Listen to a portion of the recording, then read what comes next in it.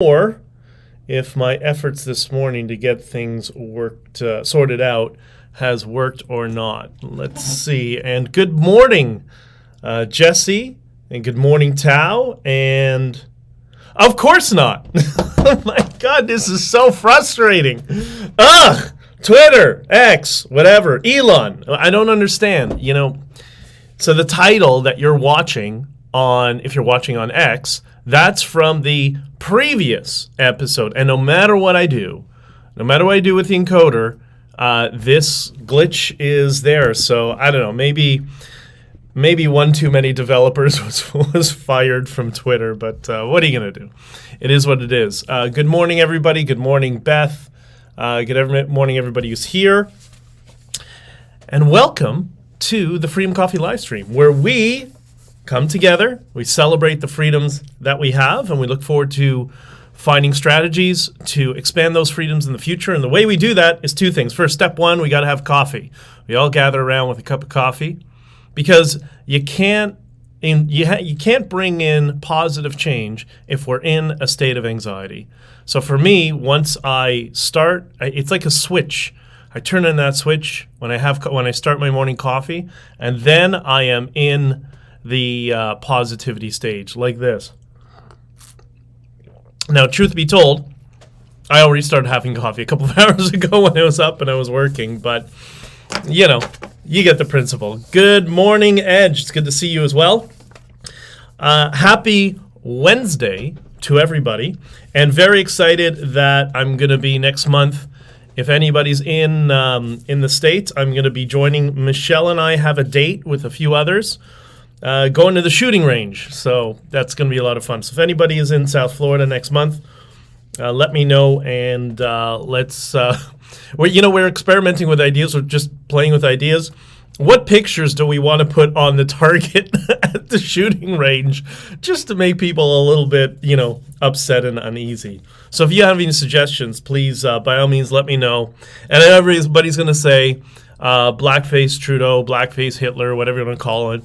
I get that, but let's not go there. They're already a little bit, cowards get scared very easily, right? So we don't need to make it worse. What are Edge, I'm going to ask you something, you and Jesse something, because you've been here for a long time, basically since I started streaming. Who are the three least credible people in society? Is the coffee black, or the coffee is not black? The coffee is with cream and sweetener, because I'm told not to have sugar. That sugar is poison. So, but who are the three least credible people in society? Okay, that's right. We got one, which is the media, right? Okay, what is number two? Number two, anybody? Yeah, that's true. That's right. Over here. Number two is lawyers, but that's what's with an asterisk, because lawyers are paid to advocate. And who is number three? Politicians. Oh, Tao says Trump, Pierre Poilievre, and Vladimir Putin. Really? Those are the three least credible people in society? Nah, I don't think so. I think in broader steps, it is politicians, the media, and lawyers. My mom, my dad, and Anderson Cooper. That's good. That's very good. Good morning, Cheryl. Anderson Cooper. What a twink. Anyways, should we add, so if we have those three groups of people in society that are least credible, should we add on top of politicians, the media, and lawyers, should we add social media influencers? I'm starting to think that there's something there. I don't know, I'm interested in what you guys think. But anyways, let's get into some stuff that's happened. I'm going to try to give just a quick background. I know people are going to get crazy because they're like, oh, it's more detail and whatever. I get it. This is just for a broad audience. So yesterday was the Coutts border plea bargain. And for everybody who doesn't know what that is, Coutts was one of the border crossings that was shut down during the time of the Freedom Convoy. It had nothing to do with the Freedom Convoy. It was a completely separate thing. And there were some issues that went on there. The police arrested some people and charged them with some serious charges. And what's crazy about it is the 4 people that have been in jail, they were in remand, so no bail hearing even, for 2 years, which is crazy. 2 years without bail. And so that has become an issue. Newsweek wrote about it. Gord talked about it a little bit here and now. But there were several charges that were laid. Everybody there, other than the police, said it was a setup. They claimed it was a setup. It was false and all that sort of stuff, which, okay, again, I don't know. Third party, I'm not there. But several gun charges were charged, including conspiracy to commit murder. Now, that's pretty serious. That's very, very serious. Okay, so what happened to the guys yesterday agreed to a plea bargain. Now, what they said is they deny that they ever were involved in any conspiracy to commit murder. However, there's a video of them it's right now on the Facebook group Freedom Accountability, run by Danny, of them saying or inferring just that. And I'm not posting blame on these guys. I'm going to get to the settlement, the plea bargain in a second. But it's not really about them. It's about something I was trying to warn about. So they did this live stream during the, I think it was leading up to the Coutts thing, with somebody named Fed McKenzie. And he's from an organization we call Grifters for Freedom. V4F is the short version. But anyway, it's politically a politically aligned group attached to the Conservative Party just to exploit all of you for donation money. But anyways, but what we've seen is, so this individual, Fed McKenzie, did this stream with them that looks like that's the one that got them into trouble, okay?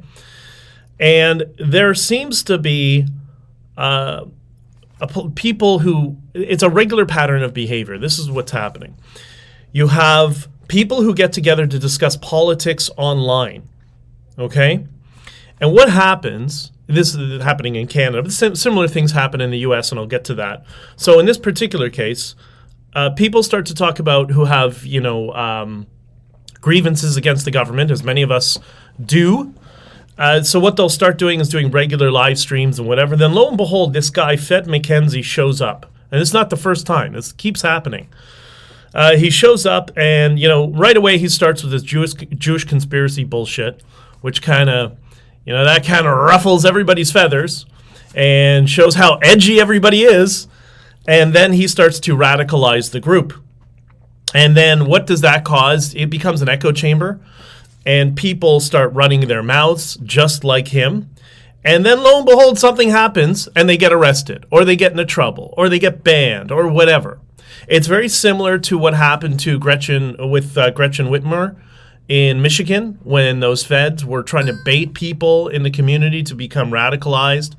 And in court documents, because the people were acquitted, it showed that these people were federal operatives in the U.S., and they were basically, they joined this group and tried to bait them to get them into trouble, right? So once again, with this particular case, with the Coutts 4, Fed McKenzie draws out gets them to say some crazy nonsense, draws it out of them, and everyone gets arrested except for him. Isn't that funny, right? He had some gun-related charges in another incident. It's almost like you can see the negotiating behind the scenes, where he apparently pulled a gun on his. He pulled a gun on somebody after beating the crap out of his ex or something like that. Just some sort of scenario.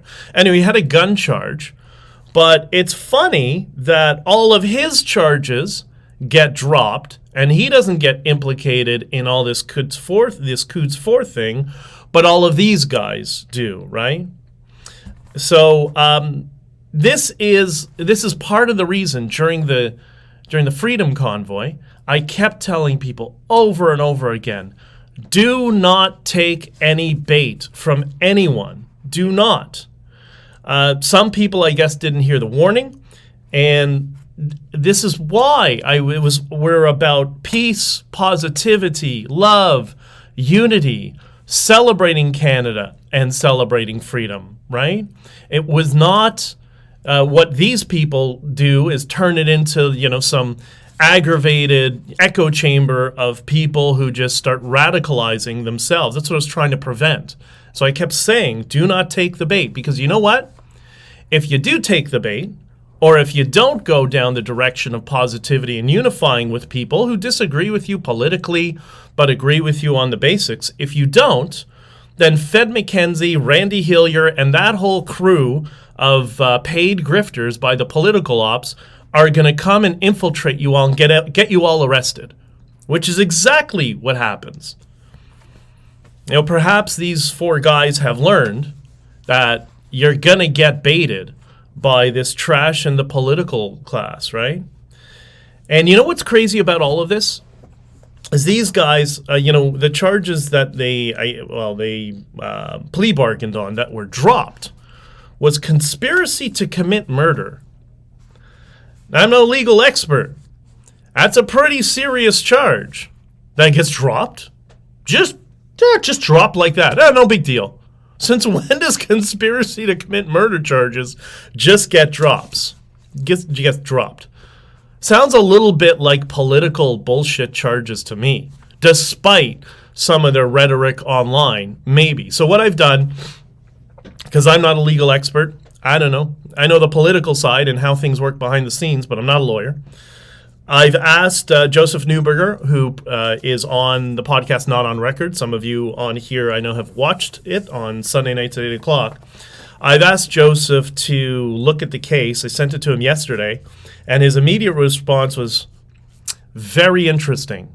That is very, very interesting. So he's going to do a deep dive into this and try to get a proper, not pundit bullshit, a proper legal analysis of the ruling, what might have transpired, how the plea bargain worked, and all that sort of stuff, as best to his knowledge. Because on his podcast, he always talks about, if you're innocent, you never take a plea bargain. You never, ever do. But how often do you see conspiracy to commit murder be dropped? So I don't know. Were those charges all BS to begin with? Who knows? We'll leave it to the legal experts to understand. RE social media influencers, they're mostly one-dimensional and annoying, like consuming nothing but craft dinner.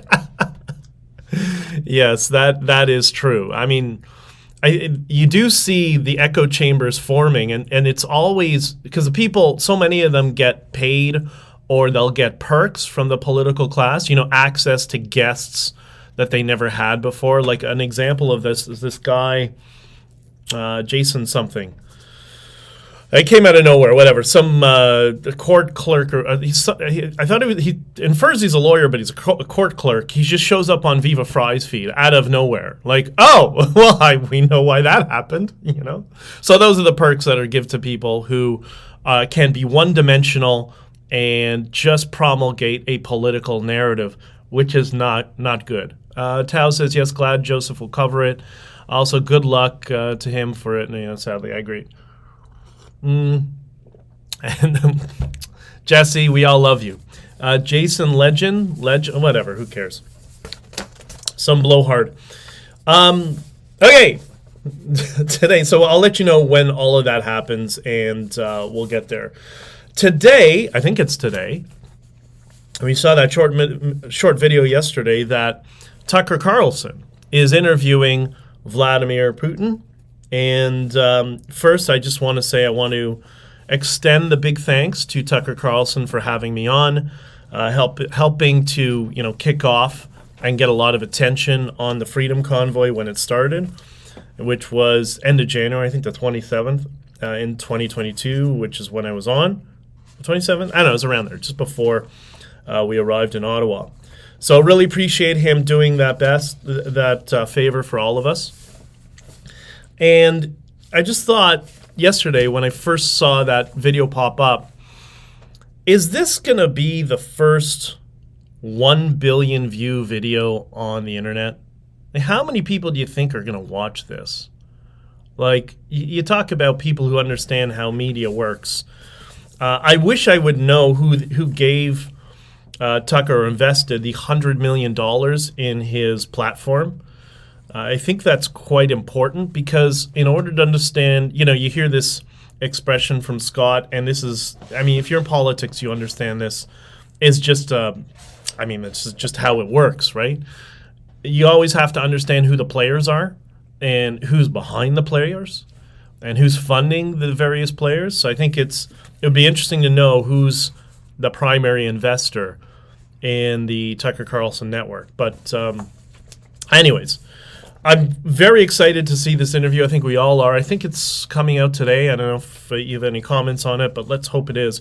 But I have some questions that I would like Tucker to ask. And I'm curious what questions you would like Tucker Carlson to ask Putin. This is the short list that I could come up with very quick off the top of my head. So this is Tucker Carlson interviewing Putin. What questions, not exactly word for word, but in a broad sense, what I think he should be asking Putin. So first, the obvious ones. Why did you invade Ukraine? Both Crimea in 2015, whenever it was, and now, right? Explain, why did you invade? One of the often never talked about points in media, left, right, doesn't matter, is that in Crimea, one of the grievances leading up to this latest invasion is there was a waterway that supplied water to Crimea.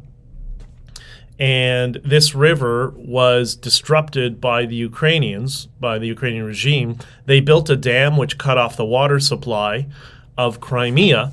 So people they basically were having a drought. They couldn't grow crops, didn't have water, all that sort of stuff.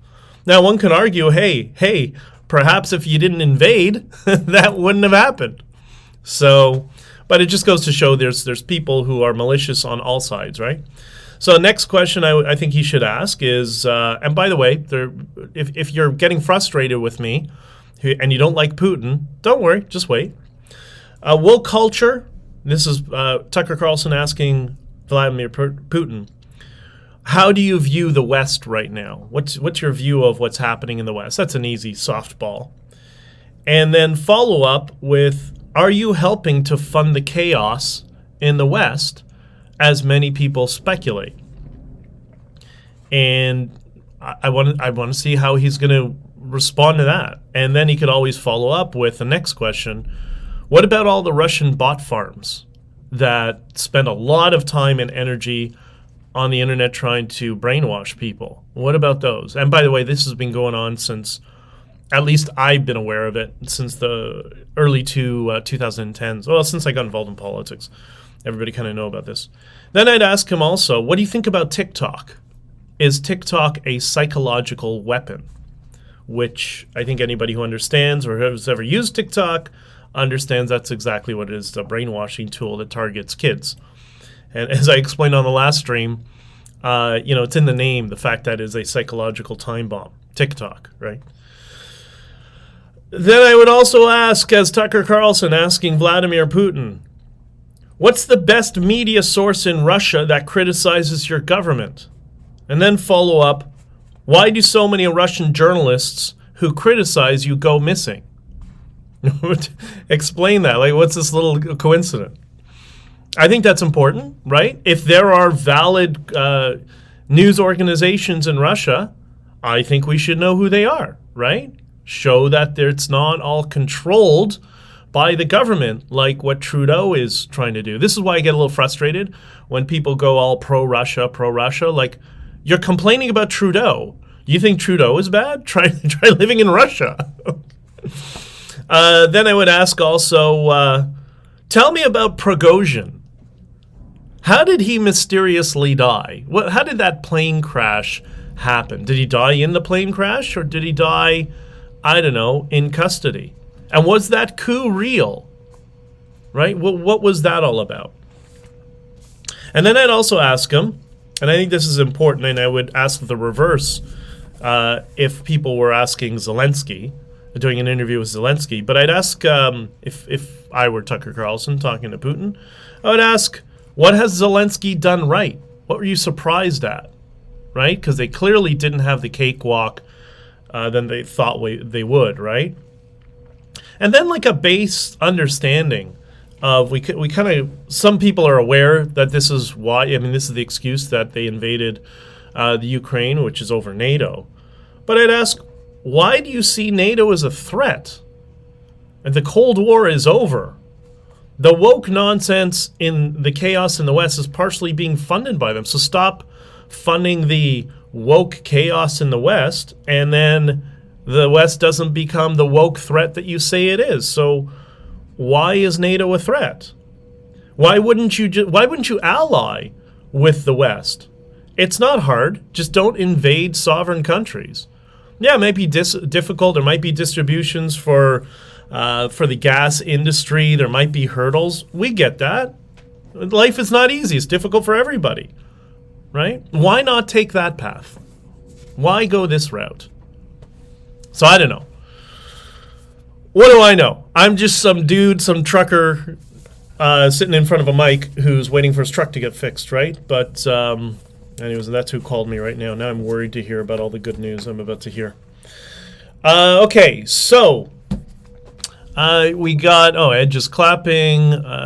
Isn't TikTok banned in Russia? Yeah, probably is. Probably is. But you'd like to hear if Putin would describe TikTok as a psychological weapon to brainwash people, well, you could take that to the bank. So I would like to, if people won't listen, if people are so skeptical in the United States or in the West of their own government, which I understand, and the people who seem to be, for some reason, celebrating aspects of Putin, I'm like, okay, well, if Putin tells you it should be banned, then you can take that to the bank. Just want to see how he would respond. That'd be very, very interesting, right? All caps. Not everyone is 100% wrong and deserves to be heard, even you disagree with them 100%. Listen, this is why we need free speech and we talk openly, because this is conflict resolution. We do this so we don't have to invade countries, right? I am No DJ Productions. Good morning to you as well, and thank you for everything you're posting in the Discord. I really appreciate it, right? Ed says, I really want to visit Scandinavia and Russia after all the pain is done with and over. I have a friend who is Finnish, and she keeps telling everybody you have to go to Finland. That is absolutely beautiful. And but that breaks my basic rule on traveling, which is palm trees and beaches. If there's no palm trees and beaches, it's not a vacation. You're just working. That's me. TikTok is 95% unavailable in Russia. Yeah, it's also 100% not available in China, right? The app that is similar to TikTok has a completely different name in China, and the content is completely different. It's all family values, working, life lessons, building systems, how to learn how to do different skill sets and whatever. That's what the TikTok equivalent is in China. But this degenerate brain poison is banned in China. What does that tell you? But yet our leaders can't figure out how to ban it here. And I'm not usually big on banning things, but sometimes it's just psychologically overwhelming for people. All right, elections. This is, we're probably going to talk a lot about this from now until November, I'm sure. And also, it's important to understand that this year, something like 60% of the world's democracies have national elections this year.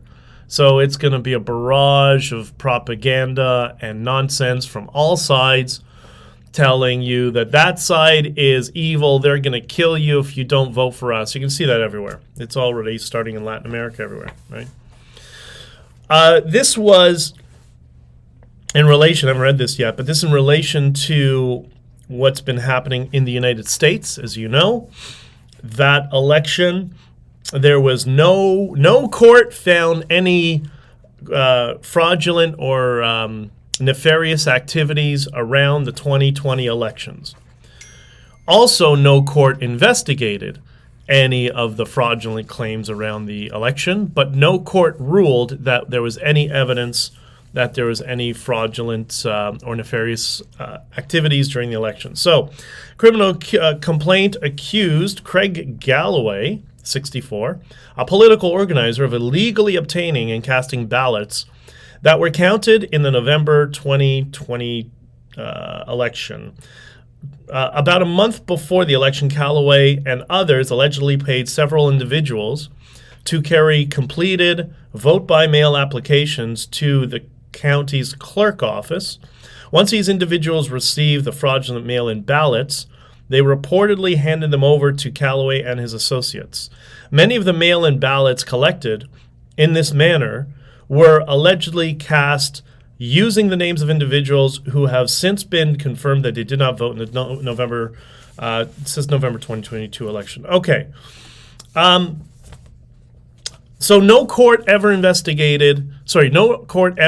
ruled that there was any fraudulent activity in any recent elections in the United States.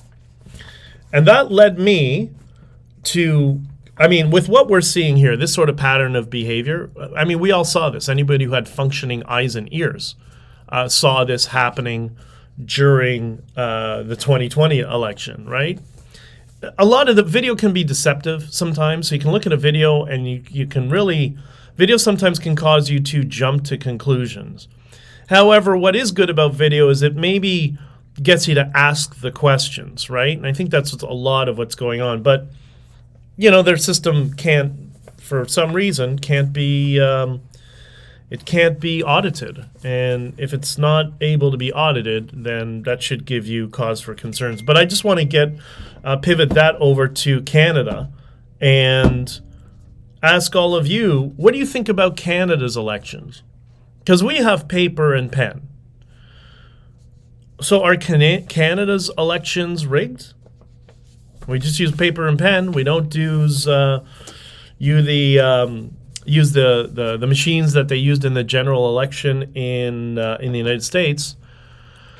Turd and Jagmeet want to promote mail-in ballots. Well, of course they do. Of course. And let me guess. It's for some victims that don't have the right to, they can't elect because life is so difficult. So, and the way to do it is we need to go mail-in ballots. Ballots. I have a friend who votes in all his elections. Guy's got cerebral palsy, can't walk. You know what? He goes to the polling station and he votes. It's a pain in the ass. But like he says, we all get the cards that we're dealt and we just got to play them. But no, the poor people, it's just, I hate the victim mentality of people sometimes, right? We have no issue with elections, but Trudeau and Singh want to introduce all of the issues the U.S. has. Well, so I would argue this. Do we have any sort of election rigging in Canada? Of course not. Of course not. We're all paper and pencil, right? We do have party nominations, though, for each riding. And if you're in the U.S., that's a district, right? So we do have party nomination elections. So first we have nominations within the parties. And then we go to either regional, municipal, well, municipal's not party-wise, but it's not supposed to be. But we do our provincial and federal elections. And do you know how they cast votes for the nominees, for the people who become your candidates for office? Do you know how they do that? Same way they pick leaders of parties. Do you know how they do that? They use voting machines. Same as in the United Kingdom, by the way. They do the same thing. So they use voting machines to get people basically on the ballot as a candidate. And many of those, I should say, how do we describe the regional nominations? Rigged would be a compliment. They're so bad. They're run by lobby groups, and it's all run by staffers.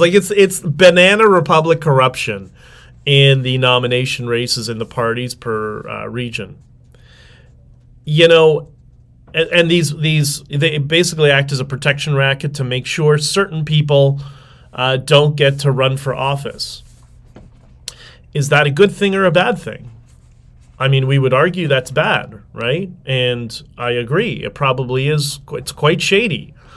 For those who know about when Maxime was running for leader of the Conservative Party, the 7,000 digital votes went missing, and that's when Andrew Scheer was declared the leader of the Conservative Party. Okay. But something else, you see what's going on in the world. You see all these free Palpatine paid protests around the world. They're all paid. They're all staged and bullshit. But if we had, I guess there's trade-offs for everything, right? So there are these corrupt groups running these nominations to make sure certain people don't get nominations. But if it was completely open in Canada, would we have a group of jihadis controlling the political parties? Conservative and liberal? Is that what would be happening? I don't know. I think there's trade-offs for all sorts of things. And I'm not saying I agree with how things work. All I'm saying is they're all rigged. They're all rigged on different levels, all over the place, right? And there's certain pressure points that the political class is aware of that maybe some of us don't know. After all, 50% of us are too lazy to even go out and vote, right? I don't know. But the entire system right now has got some issues. And I think there's a lot of reworking that could go on, right?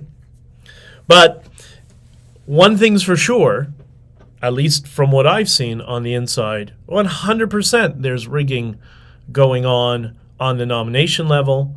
And in the United States, no court has found that there was ever any malfeasance around the 2020 election, right? That's for YouTube, by the way, just so YouTube knows. No court has ever found anything nefarious in any elections in U.S. history. Around 2020, no court has ever looked into it, but that's another issue. All right. Lastly, I want to talk a little bit about some positivity and loop it back to what we're seeing in this interview with Tucker Carlson and Vladimir Putin. Do you think that's a good thing? I think it's an amazing thing. I don't know that Tucker is going to ask these sorts of questions. I think if he's going to be a journalist, he's got to ask very, very tough questions that Putin doesn't want to answer. That's the whole point of what journalism is supposed to be. So hopefully it's not just softballs and, yeah, the woke mob is problematic. Yeah, woke is transgender this and whatever. Yeah, we get that. We know that. That would just be, that's just playing to the audience. But let's hope it's not just playing to the audience, that he asks some uncomfortable questions. Ask him, what has Zelensky done right? Ask Putin that. What has Zelensky done right? Not everybody does everything wrong, right? And by the way, I'm not a fan of Zelensky. And I should just say I'm not a fan of either of them. This whole time I've just maintained they're both a-holes, both of them. Everybody's corrupt there. So, okay. So anyways, I think this is a good thing because we talk about how we need more free speech and that we see right now alternative media is being leveraged for broader free speech. This is a good thing. We need more speech, not less of it, especially when we disagree. So this is all a good thing. Yesterday, I was driving back from outside of Philadelphia, coming back to Toronto. It was 7 degrees. There wasn't a cloud in the sky. I was driving through the mountains. The view was picturesque. There were no cars on the road, and it was just at the beginning of sunset. It was absolutely beautiful, and we're heading towards summer, right? The spring is around the corner, kind of the time of the year that breeds new life. There's just so many good things going on.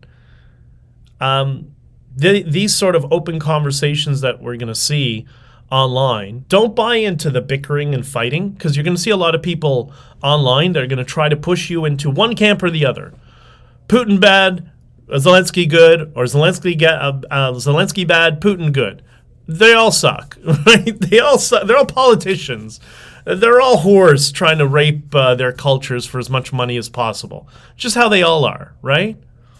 but at least we get some conversation back and forth and try to help people prevent themselves from being sucked into one camp or another, and just try to understand the best arguments on all sides, right? Don't fall victim to what the political class wants, which is us to go into one camp on another. So, and the initial thing with the Coutts 4, very suspicious that such a severe charge was dropped through a plea bargain. At least that's my reading, but I'm no lawyer. What do I know? But Not on Record, Sundays at 8 o'clock. Go to Not on Record on YouTube or follow them on Twitter. Joseph will be looking into this case more deeply and talk a little bit about it, and we'll get to see kind of a proper legal analysis. And the other thing is, Joseph is not a political person. He cares about politics, but he's not a left or right guy, whatever. He's more just about truth and defending people, right? So check it out. I will post the link when it's up and it's available. And it's probably not going to be this weekend's episode because I think there's already something in queue. But in the next week or so, or a couple of weeks, and which is also intentional, because sometimes everybody wants to jump the gun. Sometimes you got to wait and let all the information come out so it's accurate and then comment on it, which is what I'm hoping Joseph will do. And I'm hoping to learn something from it, as I usually do. All right, I got to get out of here. I have a bunch of things I got to do today. I'm glad whenever I have some time to squeeze in an episode during the week. I hope it helps. And always remember, if you're having a little bit of struggle, the go-to for me is a 5-minute journal where you start your day asking you, what are 3 things you're grateful for? And go through that mental exercise. Could be your dog, could be your cat, could be your parrot, could be your family, business opportunities, somebody was nice to you when you went for coffee, whatever. Just focus on all the good things that happen to you every day and use that as a way to start the rest of your day. At least that's what I do, right? I got to run. I love